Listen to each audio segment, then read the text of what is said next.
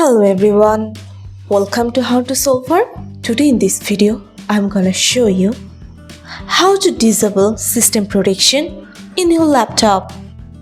Before starting the video, please subscribe to How to Solver. So, let's go.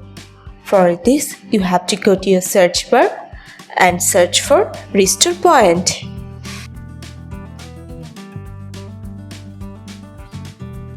Here you can see Create a Restore Point. You have to click on it.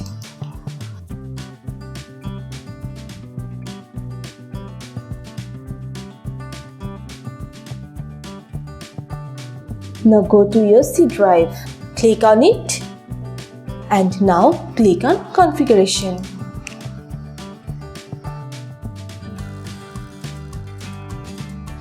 Here you can see Disable System Protection. You have to turn on this button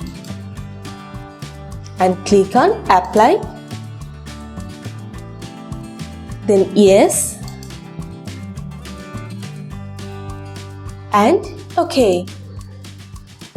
Now click on OK.